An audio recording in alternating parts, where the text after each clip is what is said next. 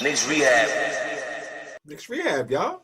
When you have an MVP of the league candidate in Jalen Brunson, 16 for 27, 40 points, he makes the game easier for everybody. That's what MVPs are supposed to do.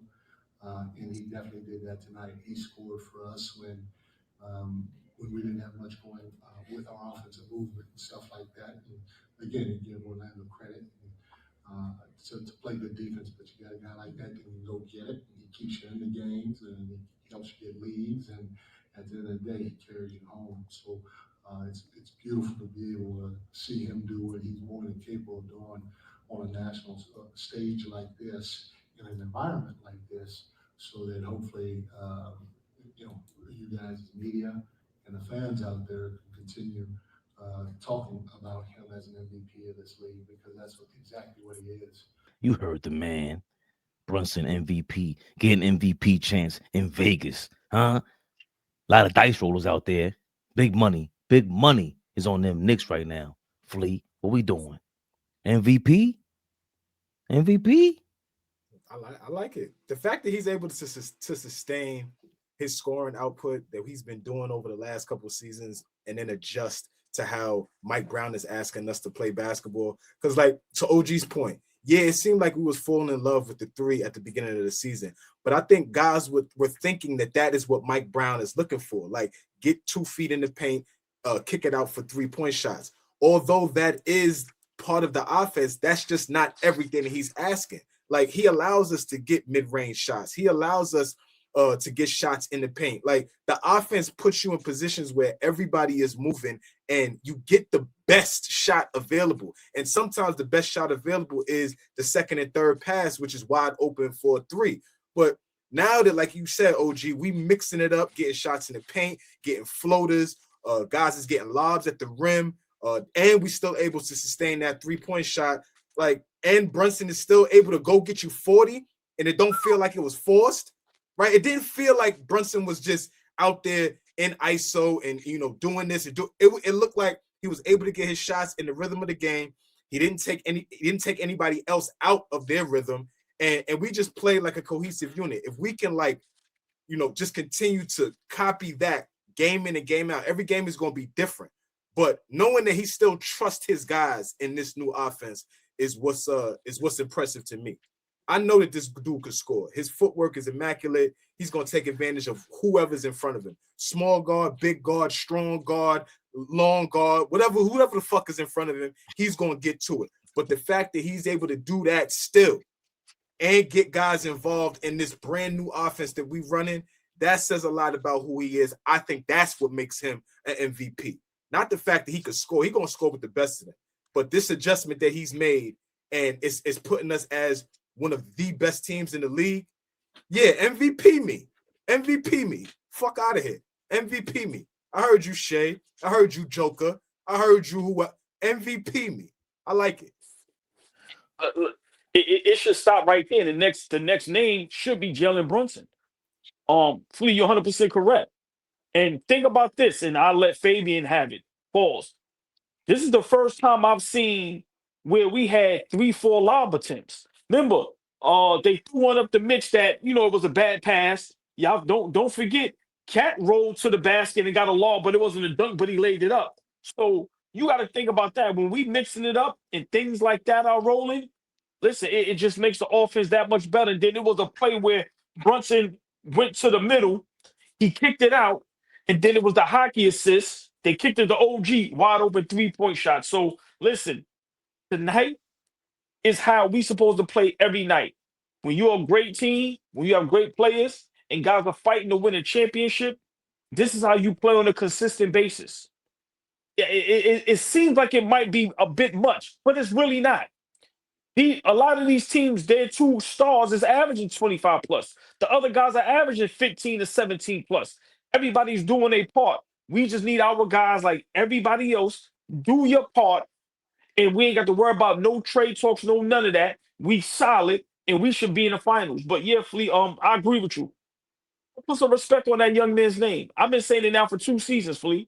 Everybody laugh at me, joke at me. Yeah, I'm a Brunson stan. But like you said, Flea, he's been consistent. Right now, we look like the best team in the East. Okay, between us and Detroit. But the numbers he's putting up and what he's doing, let's not forget he deals with injuries too. OG in and out the lineup, Mitchell Robinson in and out the lineup, Deuce Shim in and out the lineup, and he still has us legit. Listen, top 3 MVP candidate. I said it in the beginning of the season. Now look, now we got coaches and now the NBA starting to pay attention now. Yeah, okay. Real quick, Fabian, I like this. And keep us all up here, though, bro. I like this. Keep us. I want to see how I say it, but like for real.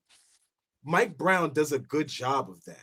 Like you don't find too many coaches like singling their guy out and saying, putting a vote of confidence out there to say and propping him up and putting him where he, respectively needs to be. Like Mike, that's a great thing from your head coach, right? Like you need that from your guy, especially that has a voice that he has in the NBA. Yeah, Tibbs, is well respected amongst coaches and things like that. But Mike Brown has sat next to a lot of different guys, right, that have heavy influence in the NBA, right? He's been around a lot of different guys that got a lot of different players. So when he starts talking like that, that says a lot, right? And that's putting Brunson in the air that he needs to be with how he's playing right now.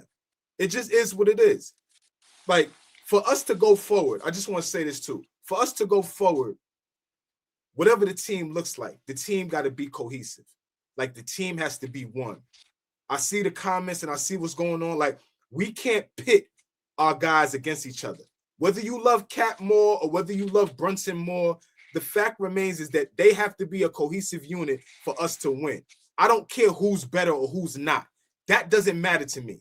It matters about who's playing their role, who's doing what they do best that's going to allow us to win games.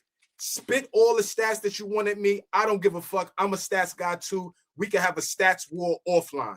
At the end of the day, we got to win games. We're trying to win a championship.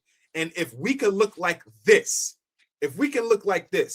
where Brunson is going to go out there and dominate his matchup every night and be a factor and just be one of the best players, if not the best player on the floor. And then he has Cat backing him up, where Cat is going to clean the glass, play competent defense, and still be 25 plus a night, and everybody else is settled into their roles.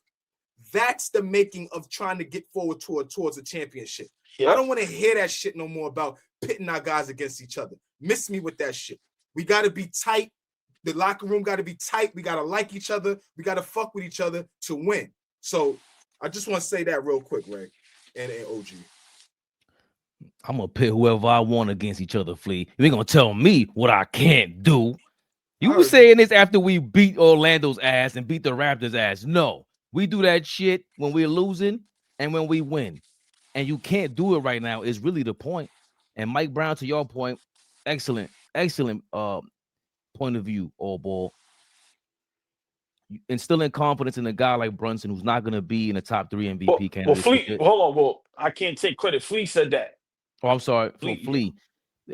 Brunson's not going to be top 3 MVP candidates. He's not a shoo-in. The shoo-in is always going to be, the Giannis's, Jokers and Lucas and SGAs right now. That's just how it is. The winning records or whatever the case may be. And I saw Mike Brown doing it in Sacramento. Remember him bringing up Keegan Murray so he could boost up his Rookie of the Year odds. He spoke to, I think, Keegan Murray's defense also, and he was a rookie. I would think he was contrasting that with the Golden State Warriors run. He was there with Cleveland when LeBron was a baby, and they went to the finals. He knows, LeBron's, I don't need to say LeBron's an MVP. He might push for it. He might say, like, that's why he's an MVP or whatever, but it's not going to come off like this.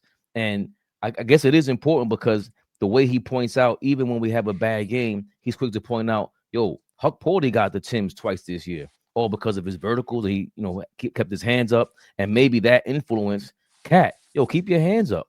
There was one episode where we were saying, Cat, he was just keeping his hands up the whole entire time defensively against either the Raptors. It was the Raptors.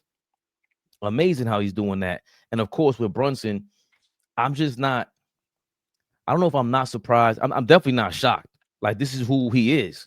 And we just said they got to follow his lead. And really, what we've always argued about for the last year or so, or more than that, was whether he can lead us to a championship. I've always felt that way since he came here. But now it's going back towards what you guys were arguing for. You, All Ball, and Flea saying, bro, you got to play more unselfish. And I'm arguing the teammates got to show up. Well, both happened. They both happened. And look what's happening. They're looking strong. They're looking strong. And you can build off these things. Of course, the trade rumors lurking. And it ain't, see, people think the social media stuff, it affects these players. But when you play in New York, it's different. They're going to ask you the same question 100 million times. We're going to be in the streets yelling Giannis and yelling for Dante to come back. That why means we got to sacrifice these guys. They're saying that we can't trade for Dante unless you trade Deuce McBride and maybe Mitchell Robinson. And we know right now, I don't know. I don't know if we want to let them go because we're building. SGA and OKC, they already built their team the right way. Now, we're going to go for a championship run this year. I'm not saying to give it up, but there's free agents out there to add to this team. That's the one thing that going back to the Carmelo trade. It wasn't that I was mad that we traded the whole team for him. Is that let's add to this formula. We see something here that's exciting. It makes you want to go root for these guys. Jalen Brunson is so easy to root for when he's not hogging the ball, of course. And when he's scoring, of course, it's even easier. When he's lightning, he's dynamic. And Mike Brown makes this thing easier. We were so skeptical about him, and now he's just winning us over. He won me over in the summertime, of course. Flea will tell you that in a heartbeat. But he also is great to just listen to explaining the game, breaking it down. All those extra coaches plays, I'm not going to really memorize them, but the fact that he gets to explain them and why a Huck Porty is going to get the defensive player of the game for us this week or this game. All those things matter, like you guys said. It matters for us as fans, and it definitely should matter to the players. Forget us. It really doesn't matter what we say. It matters what is going on in that locker room with the trade rumors lingering. These guys are showing up, and I would imagine if it was any other locker room, maybe a different coach, maybe a different leader in Brunson, I would imagine this thing would be turning out rocky.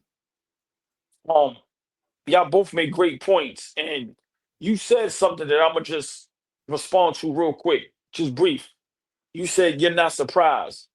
I'm more so surprised of the league and the NBA and just everybody that covers the league not giving Brunson the props he deserves. Because if this was anybody else, if this was y'all gotta remember when John Morant was in his heyday, people was going berserk. Brunson is doing something in New York that people thought could never be done. Like you said, the New York media, just New York in general, is so difficult to play. And what this man has been doing since he's been here is nothing short of spectacular. And for people to still not have him in top MVP votes, to still not talk about him in top MVP votes, I'm still seeing the same three names: SGA, Joker, granted. But after that, where's Brunson? Right, we get Luka, we get Giannis, but Giannis and them ain't winning no games like us. So for me, I'm just disappointed in the basketball world. And it's not because I'm a Knicks fan and a diehard Brunson fan. It's just, you got to give props when props is due. This man is 6'1". They say he's 6'2". And what he's doing on the court night in and night out on a consistent basis is insane. He's averaging 28. Come on, man. Come on. So for me, he's not playing with another all-first NBA. He's not playing with a super great defense. And what he's doing, listen, man, people need to stop ignoring that. So Flea, I love that you said that just to acknowledge what Mike Brown is doing, because if Knicks Rehab don't do it, if our family in the chat don't do it, if Mike Brown don't do it, nobody else is gonna do it. Ain't none of these niggas that got these podcasts, these permanent former players, and they have players on there. Nobody's talking about Big Body Brunson like how we would. They're going to continue to keep talking about the same name over and over again. So I am a little shocked that guys are just not giving this guy the props he deserves, especially now that he's been doing it since he's been here. It's insane. I want to see how he gets robbed from All NBA first team. I want to see how he's going to get robbed. I just want to see how this is going to play out if he continues to play like this. Real quick, Flea, we continuing the Brunson glaze. A Pap says Brunson is the greatest Knick since Patrick Ewing. I mean, you would have to agree with that, right? Whether you like Melo or not, I think you would have to agree with what he's putting together, like the Knicks resume that he's putting together. I thought you know, I'm a big Melo fan. I thought Melo's resume in New York was solid, right, for the time. But right now, the resurrection of the New York Knicks is fully like attached to Jalen Brunson. Everything is all the steps have kind of started with Jalen Brunson. Yes, Julius Randle is there to kind of be that conduit to get us there, but Jalen Brunson is the reason that we go to a next level. We talking about, you know, deep playoff runs. We talking about back-to-back 50-win seasons. We talking about that, where people are respecting when the Knicks come into their gym. When you come into the Garden, you know, you can't buy a win, right? Like that is completely attached to Jalen Brunson, and then, you know, just putting the team together. But, you know, if we're talking about since Patrick Ewing, like, you have to give Jalen Brunson his kudos, because he's just been playing lights out, and it's consistent, right? There hasn't been a drop off. It looks like he just continues to get better and better. Every year it looks like he's adding something more and more to where you can't stop him, right? Find me a guard that's gonna stop him. I heard Brandon Jennings. I keep getting back to that. I heard what the fuck Brandon Jennings said. And from my recollection, I can't find nobody that has had great success with slowing down Jalen Brunson. I'm sure you could find me somebody who has had Jalen Brunson shoot the ball at 40%. I'm sure you could find me that. Great. But I'm talking about in totality, this nigga kicks anybody's ass that's in front of him. Whatever defense they throw at him, he tries to figure it out. Our guys got to show up, and that's what's been happening. That's why this thing looks different. Brunson just keeps getting better and better. Better decision-making. Getting guys involved. After game 2, what was that? Game 2 or game 3 last year in the playoffs against Detroit, when we had an all-out war on here because of Jalen Brunson holding the basketball too much. Oh, ball TV. They scared, but I'm not. They don't like comentario. Y suscribe.